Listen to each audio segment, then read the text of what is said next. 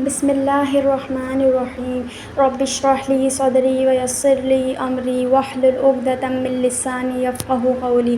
السلام علیکم ورحمۃ اللہ وبرکاتہ۔ امید ہے آپ سب خیریت سے ہوں گے اسٹوڈنٹس۔ آج بتوں کی جو تاریخ ہے وہ مطلب میں جب سے سیرت نبی صلی اللہ علیہ وسلم میں نے پڑھایا تو اس میں یہ ختم ہونے والی ہے اس ویڈیو کے بعد۔ تو اس سے پہلے میں آپ لوگوں کو کچھ احادیث کے نمبر بتا دیتی ہوں جو آپ لوگ دیکھ سکتے ہیں کہ لات، عزیٰ، منات ان بتوں کے نام قرآن پاک میں بھی موجود ہیں اور احادیث میں بھی موجود ہیں۔ صحیح بخاری کی میں نمبر بتا رہی ہوں، آپ لوگ چاہیں تو وہ اسے ریڈ کر سکتے ہیں۔ اچھا، صحیح بخاری کی حدیث نمبر 2731، ٹھیک ہے، یہ ایک ہے، اور 2732، 4859، 4860۔ صحیح بخاری کی ساری نمبر بتا رہی ہوں میں۔ 4805 ایک یہ ہے، اور ایک 6107 پہ آپ دیکھ سکتے ہیں، وہاں پر بھی ذکر ہے۔ 6142 پہ بھی مینشن ہے، 6143 پہ بھی مینشن ہے، 6301 پہ بھی مینشن ہے، 6650 میں بھی مینشن ہے، اور صحیح بخاری 7190 بھی مینشن ہے۔ کافی بڑی بڑی حدیث ہیں اس میں نے سوچا کہ اگر آپ ریڈ کر لیں گے تو وہ زیادہ بہتر ہوگا۔ بس میں ایک دو بتا دیتی ہوں، جیسے جو میں نے آپ کو نمبر بتایا ہے 4859 میں کیا لکھا ہوا ہے۔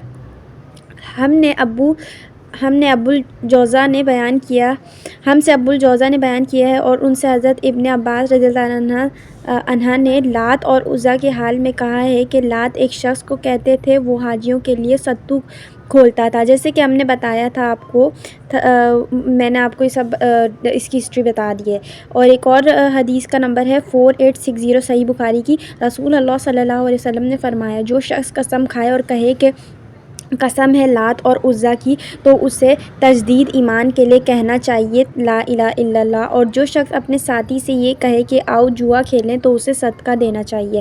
یہ کچھ ایک دو میں نے پڑھ دی ہیں، باقی ساری کافی بڑی ہیں تو آپ لوگ دیکھ لیجئے گا، اس میں مینشن ہے۔ اور قرآن پاک کی میں نے ابھی کافی قرآن پاک کی تو آیات ہیں، لیکن میری نظر سے جو گزری وہ میں آپ کو بتا دیتی ہوں۔ آیت نمبر ہے سورہ نجم، آیت نمبر 19 میں ہے، اللہ تعالیٰ فرما رہے ہیں، کیا تم نے لات اور عزیٰ کو دیکھا؟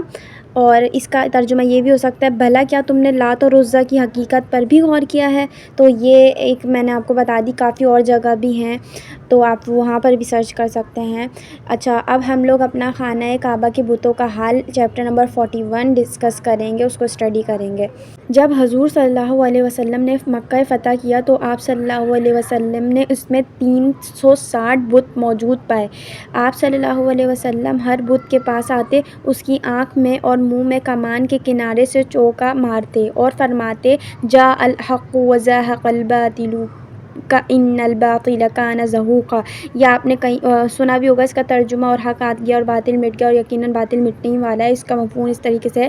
اچھا، آگے ہے بت سر کے بل گر پڑا۔ اس کے بعد آپ صلی اللہ علیہ وسلم فرماتے، اس کو لے جا کر مسجد سے باہر پھینک دو اور اس کو آگ لگا دو۔ بخاری اور مسلم رحمۃ اللہ علیہ نے حضرت عبداللہ بن مسعود رضی اللہ تعالیٰ عنہ سے اسی طرح روایت کیا ہے، مگر انہوں نے بتوں کے گرنے کا ذکر نہیں کیا۔ انہوں نے یہ کہا ہے کہ آپ صلی اللہ علیہ وسلم کے ہاتھ میں ایک لکڑی تھی جس کے ساتھ آپ صلی اللہ علیہ وسلم ان کے منہ اور آنکھ میں چوکا مارتے تھے۔ اب یہ ہمارا چیپٹر اینڈ ہو گیا ہے۔ اب ہم نیکسٹ چیپٹر 42 پڑھتے ہیں، مشرکین کی قسمیں۔ اچھا، اس میں انہوں نے فرقے بنائے ہوئے تھے، جو مشرکین تھے ان میں بھی فرقے تھے، جیسے اب مسلمانوں میں بن چکے ہیں، پہلے تھے، اور جن کا ذکر پھر قرآن پاک میں بھی آیا ہے، تو وہ میں جو آیت نمبر ہے اور آیت میں ڈسکس کروں گی، یہاں پر اس کے میں ترجمہ بھی بتاؤں گی کہ کہاں کہاں ان کا ذکر آیا ہے۔ اچھا، ابو الحسن مسعودی رحمۃ اللہ علیہ اپنی کتاب مروج الذہب میں لکھتے ہیں، جاہلیت میں عرب کئی فرقوں میں بٹے ہوئے تھے۔ نمبر 1 جو فرقہ تھا، توحید پرست، خالق کو ماننے والے، قبروں سے اٹھنے کو تسلیم کرنے والے، اور اس بات پر ایمان لانے والے کہ اللہ تعالیٰ فرمانبردار کو اجر دے گا اور نافرمان کو سزا دے گا۔ مشہور فصیح و بلیغ آدمی قیس بن سعدہ، رباب شنی اور بحیرہ راہب جو عبد القیس کے خاندان سے ہے، اسی فرقے سے تعلق رکھتے تھے۔ تو یہ ایک فرقہ ہو گیا۔ اب دوسرا فرقہ ہے خالق کا اقرار کرنے والے، حدوث علم کے قائل، قبروں سے اٹھنے اور اخروی زندگی پر ایمان لانے والے، لیکن رسولوں کے منکر اور بتوں کے پجاری یہ وہ لوگ ہیں جن کا اللہ تعالیٰ نے یہ قول نقل کیا ہے، مطلب آیت میں اس میں ہے مَا نَعْبُدُهُمْ إِلَّا لِيُقَرِّبُونَا إِلَى اللَّهِ زُلْفَىٰ، تو اس کا ترجمہ ہے ہم ان کی عبادت صرف اس لیے کرتے ہیں کہ وہ ہمیں اللہ کے قریب کر دیں۔ تو یہ ایک سورت میں آیت ہے، اس کا ترجمہ ہے، آپ لوگ دیکھ سکتے ہیں۔ اب آگے کیا ہے؟ اس فرقے کے لوگ دور دراز سے سفر کر کے آتے، بتوں کا حج کرتے، ان کے نام پر قربانیاں ذبح کرتے اور دیگر کئی قسم کی عبادتیں بجا لاتے تھے۔ یہ لوگ بتوں کے لیے کوئی چیز حلال کرتے اور کچھ چیزیں حرام سمجھتے۔ اب تیسرا فرقہ کون سا ہے؟ خالق کو ماننے والے، ابتداء آفرینش کے قائل مگر رسولوں کی تکذیب کرنے والے اور قبروں سے جی اٹھنے کے منکر دھریوں کے عقائد کے معید، یہ وہ لوگ ہیں جن کے بارے میں اللہ تعالیٰ نے فرمایا ہے۔ اب اس میں اس کا ترجمہ یہ عربی ہے، قرآن پاک کی ایک آیت ہے وَقَالُوا مَا هِيَ إِلَّا حَيَاتُنَا الدُّنْيَا نَمُوتُ وَنَحْيَا وَمَا يُهْلِكُنَا إِلَّا الدَّهْرُ، اس کی یہ اس آیت ہے، یہ سورۃ جاثیہ ہے، آیت نمبر 24 میں اللہ فرماتے ہیں اور کہتے ہیں کہ ہماری زندگی تو صرف دنیا ہی کی ہے کہ یہی مرتے اور جیتے ہیں اور ہمیں زمانہ ہی ہلاک کر دیتا ہے اور ان کو اس کا کچھ علم نہیں، محض قیاس آرائیاں کرتے ہیں۔ اچھا، جو تیسرا فرقہ تھا اس سے متعلق بھی جو آیت تھی وہ ہم نے مینشن کر دی۔ اب آگے چوتھا فرقہ کیا ہے؟ یہودیت اور عیسائیت کی طرف میلان رکھنے والے۔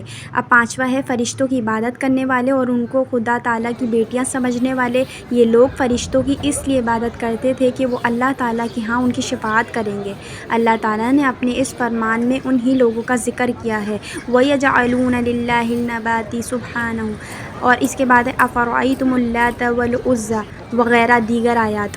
سورہ نحل آیت نمبر 57 میں اللہ ارشاد فرماتے ہیں جو ابھی جس فرقے کا ذکر ہے وَيَجْعَلُونَ لِلَّهِ النَّبَاتِ سُبْحَانَهُ وَلَهُم مَّا يَشْتَهُونَ، اس کا ترجمہ کیا ہے؟ اور وہ فرشتوں کو اللہ کی بیٹیاں قرار دیتے ہیں اور اللہ اس سے پاک ہے اور وہ اپنے لیے جس کو وہ پسند کرتے ہیں یعنی بیٹے۔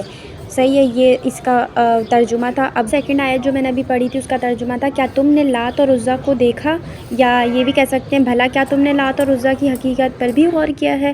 تو اب ہم پڑھتے ہیں، یہ تو فرقہ ہو گیا۔ نمبر 6 جو قسم ہے مشرکین کی وہ ہے دوسرے علماء نے کہا ہے کچھ عرب جنوں کی عبادت کرتے تھے اور ان کی مدد سے علم النساب، علم الانوار، تواریخ اور تعبیر و رعایا میں کافی دسترس رکھتے تھے۔ اچھا، یہاں پر میں ایک چیز مینشن کر دوں بیچ میں، سوری وہ آپ کو انٹرپٹ کر رہی ہوں، یہ پوری بات ہے لیکن ایک امپورٹنٹ ہے۔ جب ہم نے وہ قصہ پڑھا تھا حضرت سلیمان فارسی رضی اللہ تعالیٰ عنہ، اس میں آپ کو پتہ ہے ہدہد اور یہ سب جنات تھے، تو اس زمانے میں یہ جو لوگ ہیں نا یہ ان جنوں سے بھی سیکھا کرتے تھے، جبکہ اللہ نے منع فرمایا تھا لیکن یہ لوگ ان سے بھی سیکھتے تھے، تو یہاں پر یہ ان لوگوں کا بھی مینشن ہو رہا ہے۔ اچھا چلیں اب کنٹینیو کرتے ہیں۔ دسترس رکھتے تھے۔ آخری علم حضرت ابو بکر صدیق رضی اللہ تعالیٰ عنہ کو ید طولہ حاصل تھا۔ جاہلیت کے لوگوں میں کچھ اچھی عادتیں بھی پائی جاتی تھیں جنہیں اسلام نے بحال رکھا ہے، چنانچہ یہ ماں اور بہن سے نکاح نہیں کرتے تھے۔ ان میں سب سے قبیح عادت یہ تھی کہ 2 بہنوں کے لیے ایک آدمی سے نکاح قائل اور عامل تھے، نیز اپنی سوتیلی ماں سے شادی کر لیتے تھے۔ تو یہ ہماری 6 قسمیں ہو گئی ہیں کن کی؟ مشرکین کی۔ ان کی مندرجہ ذیل عادتیں اسلام نے برقرار رکھی ہیں: جنابت کا غسل کرنا، کلی کرنا، ناک میں پانی ڈالنا، سر کے بالوں میں مانگ نکالنا، مسواک کرنا، ناخن تراشنا، بغلوں کے بال اکھاڑنا، زیر ناف بال منڈوانا، ختنہ کرنا، چور کا داہنا ہاتھ کاٹنا اور حج اور عمرہ کرنا۔ یہ والا بھی ہمارا چیپٹر اینڈ پر ہوا، بہت انٹرسٹنگ چیپٹر تھا، مجھے تو بہت انٹرسٹنگ لگا اور بہت نالج ملی ہے مشرکین کی قسمیں۔ اور نیکسٹ ہمارا جو چیپٹر ہے چیپٹر نمبر 43 وہ ہم انشاءاللہ ریڈ کریں گے کل، عربوں کی قسمیں۔ ویسے یہ چھوٹا سا ہے، سوچ رہی ہوں ابھی کروا دوں، چلیں ابھی کروا دیتی ہوں، کیا نہیں بلکہ کل ہی صحیح ہے۔ آپ لوگ آج کے لیے اتنا ہی کافی ہے، امید ہے ویڈیو اچھی لگی ہوگی، اچھی لگے تو کائنڈلی شیئر کریں۔ اللہ حافظ۔